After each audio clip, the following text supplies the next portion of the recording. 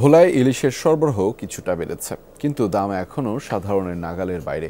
এ বিষয়ে আরও বিস্তারিত জানাতে আমাদের সাথে যুক্ত রয়েছেন সহকর্মী জুয়েল সাহা বিকাশ। তার মাধ্যমে জানাবো বিস্তারিত। জুয়েল, ইলিশ আজ কেমন দামে বিক্রি হচ্ছে সেটি জানাবেন। একই সাথে ক্রেতা বিক্রেতার সাথে নিশ্চয়ই কথা হয়েছে, তারা মূলত কি বলছেন? পুরানো দিয়ে নতুন নিতে আজই চলে আসুন আপনার নিকটস্থ ওয়ালটন শোরুমে। আসলে গতকাল থেকে কিন্তু ভোলার মেঘনা এবং তেঁতুলিয়া নদীতে ইলিশের সরবরাহ কিছুটা বাড়তে শুরু করেছে, কিন্তু আসলে সরবরাহ বাড়লেও কিন্তু দাম আসলে কমেনি।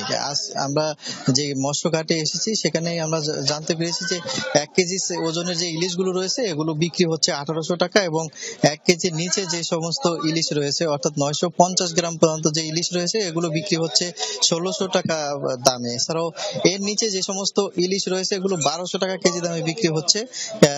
এতে করে কিন্তু আসলে যারা খুচরা ক্রেতা রয়েছে তারা কিন্তু অনেকটাই হতাশ রয়েছেন এই ইলিশের ঊর্ধ্বগতি থাকার কারণে। কিন্তু আর আরেকটি বিষয় হলো যে ভোলার যে খুচরা বাজারগুলো রয়েছে সেগুলো সেখানে কিন্তু ইলিশের আসলে সরবরাহ তেমন কিন্তু বাড়েনি, কারণ ঘাটে যে ইলিশগুলো বিক্রি হচ্ছে এগুলো মূলত আসলে ভারতে চলে যাচ্ছে, যার কারণে কিন্তু বাজারে খুচরা বাজারে এটির প্রভাব কিন্তু পড়েছে। এছাড়াও বাজারে কিন্তু আমরা আরেকটি জিনিস লক্ষ্য করেছি যে সেখানে কিন্তু বেশি ওজনের কিন্তু ইলিশ বিক্রি হচ্ছে না, বিশেষ করে 600 গ্রামের বেশি ওজনের কিন্তু ইলিশ সেখানে পাওয়া যাচ্ছে না।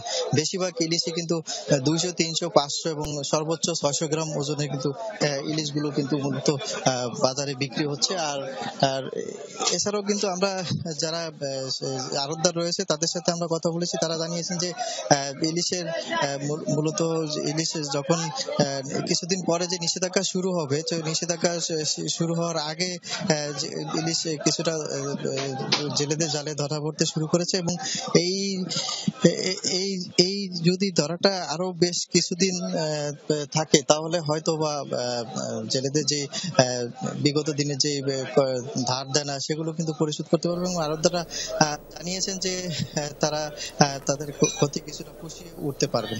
রেজা, সেই খবর বিস্তারিত আপনার মাধ্যমে জানছিলাম। ধন্যবাদ জুয়েল সাহা বিকাশ আমাদের সাথে যুক্ত হওয়ার জন্য।